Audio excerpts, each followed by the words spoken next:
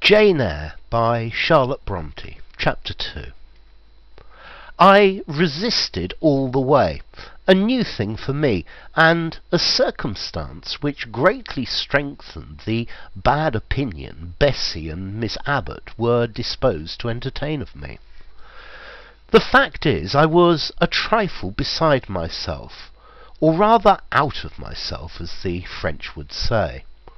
I was conscious that a moment's mutiny had already rendered me liable to strange penalties, and, like any other rebel slave, I felt resolved in my desperation to go all lengths.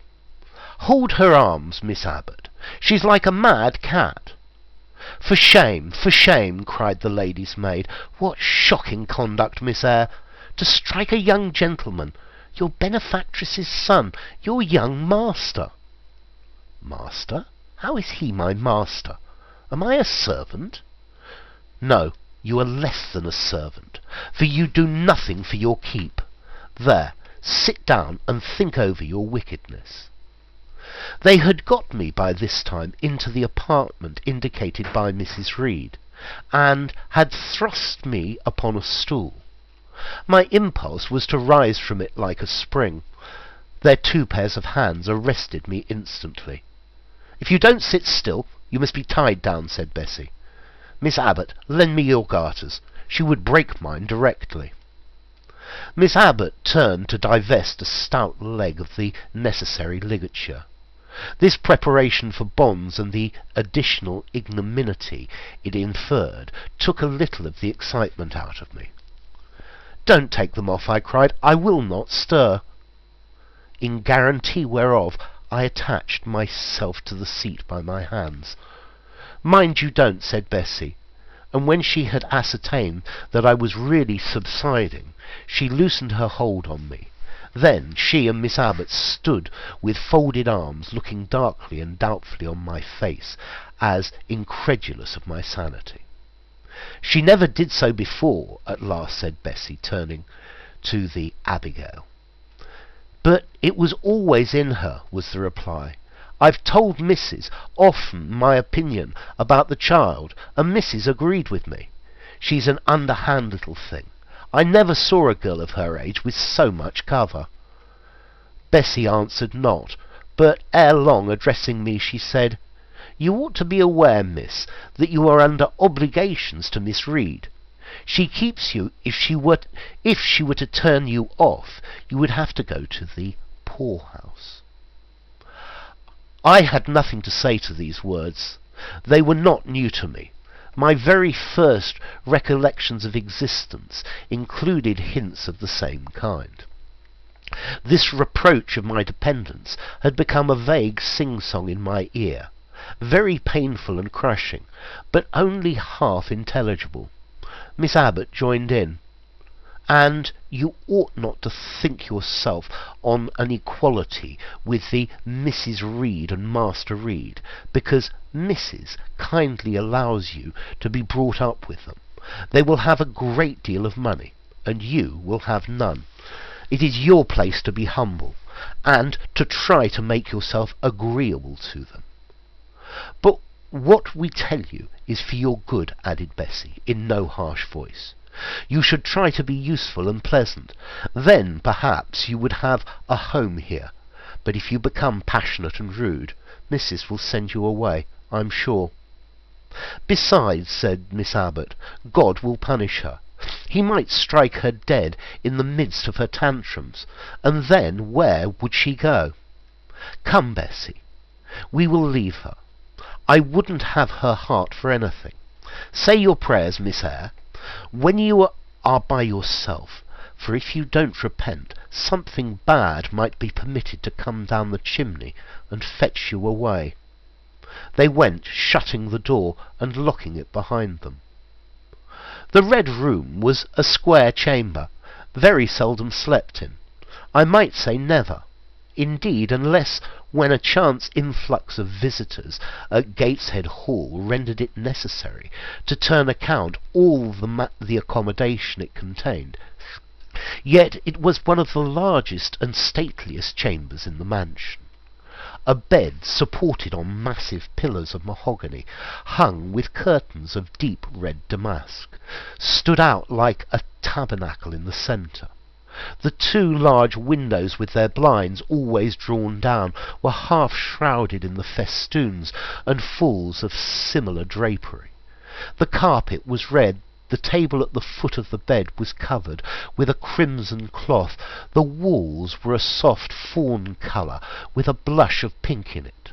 The wardrobe, the toilet table, the chairs were of darkly polished old mahogany. Out of these deep surrounding shades rose high and glared white the piled-up mattresses and pillows of the bedspread, with a snowy Marseille counterpane. Scarcely less prominent was an ample cushioned easy-chair near the head of the bed, also white, with a footstool before it, and looking, as I thought, like a pale throne. This room was chill, because it seldom had a fire. It was silent, because remote from the nursery and kitchen, solemn, because it was known to be so seldom entered.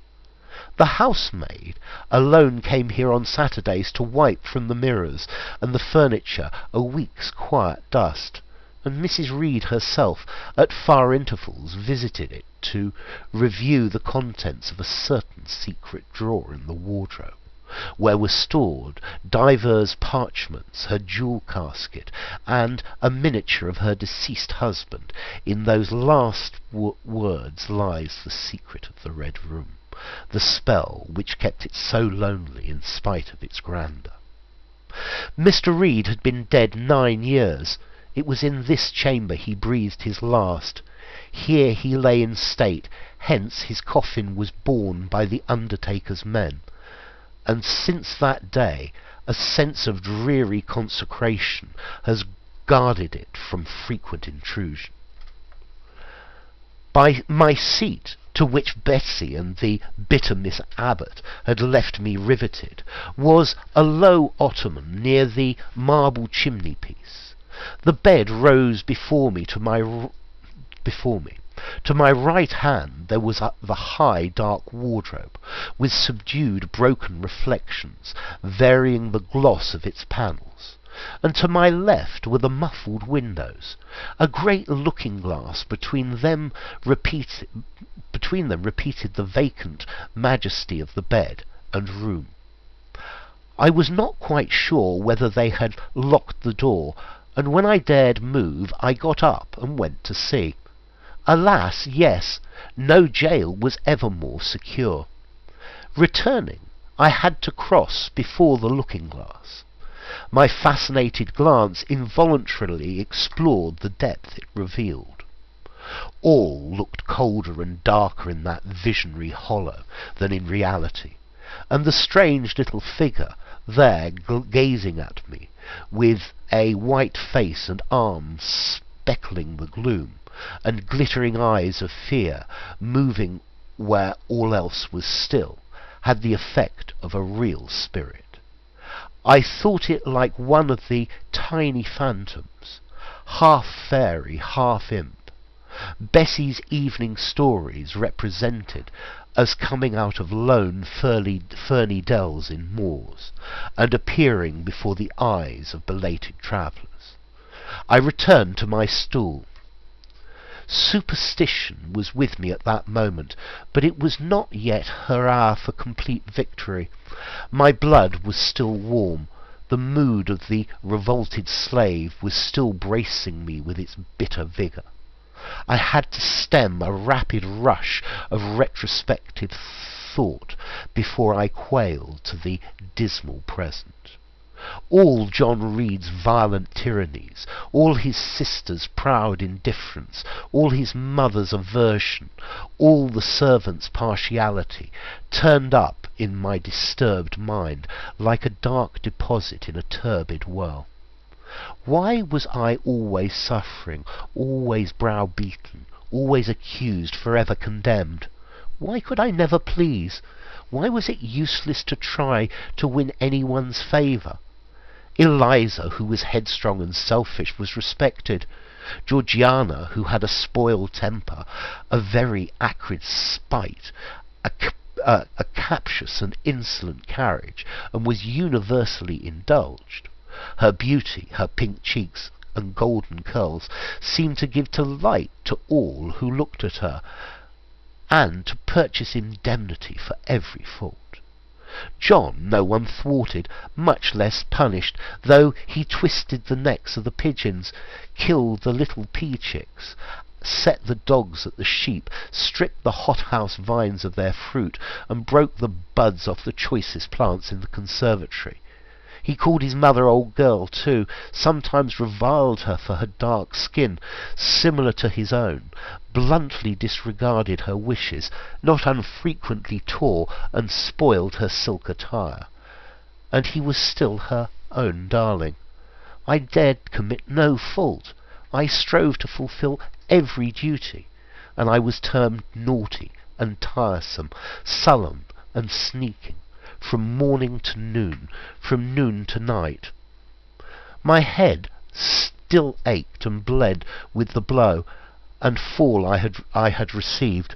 No one had reproved John for wantonly striking me, and because I had turned against him to avert farther irrational violence, I was loaded with general opprobrium. Unjust, unjust, said my reason, forced by the agonizing stimulus into precocious though transitory power, and resolve equally wrought up, instigated some strange expediment to achieve escape from insupportable oppression, as running away, or if that could not be effected, never eating or drinking more, and letting myself die.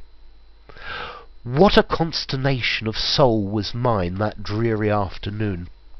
How all my brain was in tumult, and all my heart in insurrection! Yet in what darkness, what dense ignorance was the mental battle fought! I could not answer the ceaseless inward question, why I thus suffered. Now, at the distance of, I will not say how many years, I see it clearly. I was a discord in Gateshead Hall. I was like nobody there. I had nothing in harmony with Mrs. Reed or her children, or her chosen vassalage. If they did not love me, in fact, as little did I love them. They were not bound to regard with affection a thing that could not sympathize with one amongst them. A heterogeneous thing, opposed to them in temperament, in capacity, in propensities. A useless thing incapable of serving their interest, or adding to their pleasure. A noxious thing, cherishing the germs of indignation at their treatment, of contempt of their judgment. I know that had I been a sanguine, brilliant, careless, exacting, handsome, romping child, though equally dependent and friendless, Mrs. Reed would have endured my presence more complacently. Her children would have entertained for me more of the cordiality of fellow-feeling. The servants would have been less prone to make me the scapegoat of the nursery. Daylight began to forsake the Red Room. It was past 4 o'clock, and the clouded afternoon was tending to drear twilight. I heard the rain still beating continuously on the staircase window, and the wind howling in the grove behind the hall. I grew by degrees cold as stone, and then my courage sank. My habitual mood of humiliation, self-doubt, forlorn depression, fell damp on the embers of my decaying ire. All said I was wicked, and perhaps I might be so. What thought had I been but just conceiving of starving myself to death? That certainly was a crime, and was I fit to die? Or was the vault under the chancel of Gateshead Church inviting bourne? In such vault, I had been told, did Reed lie buried, and led by this thought to recall his idea, I dwelt on it with gathering dread. I could not remember him, but I knew that he was my own uncle, my mother's brother, that he had taken me when a parentless infant to his house, and that in his last moments he had required a promise of Mrs. Reed that she would rear and maintain me as one of her own children. Mrs. Reed probably considered that she had kept this promise, and so she had, I dare say, as well as her nature would permit.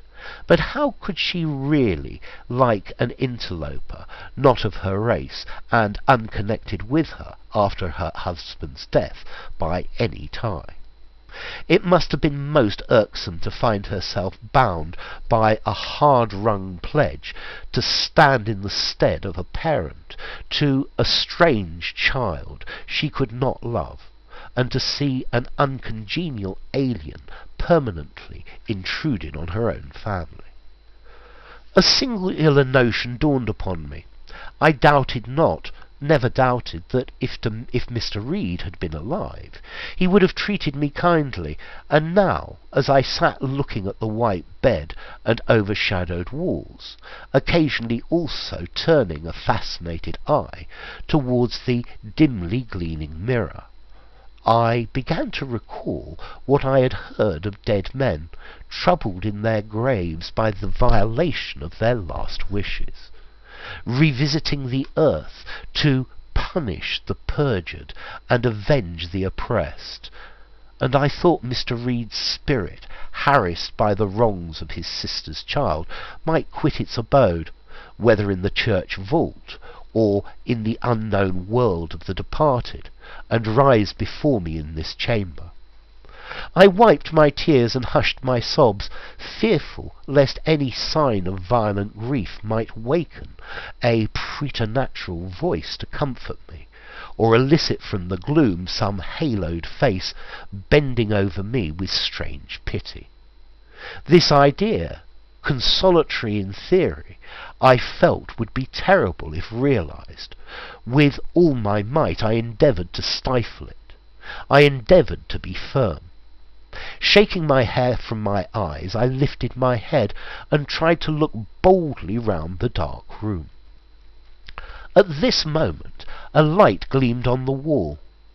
Was it, I asked myself, a ray from the moon penetrating some aperture in the blind? No, moonlight was still, and this stirred. While I gazed, it glided up to the ceiling and quivered over my head. I can now conjecture rapidly that this streak of light was, in all likelihood, a gleam from a lantern carried by someone across the lawn. But then, prepared as my mind was for horror, shaken as my nerves were by agitation, I thought the swift darting beam was a herald of some coming vision from another world. My heart beat thick, my head grew hot, a sound filled my ears which I deemed the rushing of wings. Something seemed near me. I was oppressed, suffocated. Endurance broke down. I rushed to the door and shook the lock in desperate efforts. Steps came running along the outer passage. The key turned. Bessie and Abbot entered. "Miss Eyre, are you ill?" said Bessie. "What a dreadful noise! It went through me," exclaimed Abbot. "Take me out! Let me go into the nursery," was my cry. "What for? Are you hurt? Have you seen something?" again demanded Bessie. "Oh, I saw a light, and I thought a ghost would come." I had now got hold of Bessie's hand, and she did not snatch it from me. "She has screamed out on purpose," declared Abbot in some disgust. "And what a scream! If she had been in great pain, one would have excused it, but she only wanted to bring us here. I know her naughty tricks." "What is all this?" demanded another voice peremptorily, and Mrs. Reed came along the corridor, her cap flying wide, her gown rustling stormily. Abbot and Bessie, I believe, I gave orders that Jane Eyre should be left in the Red Room till I came to her myself.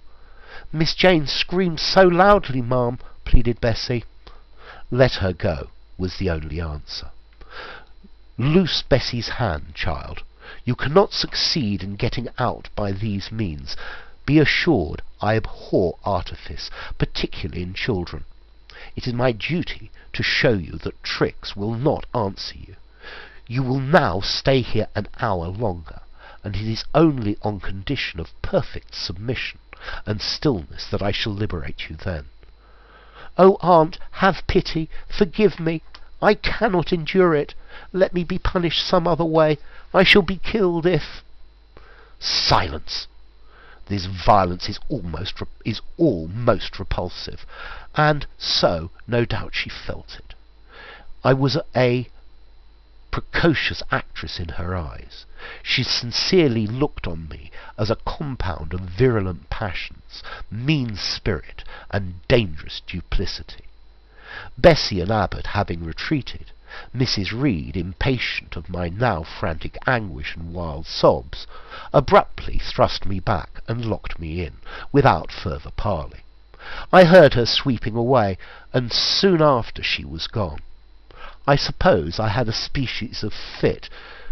Unconsciousness closed the scene. So, if you enjoyed the video, give it a rating, subscribe to my channel, watch more videos, and I'll see you soon. Bye for now.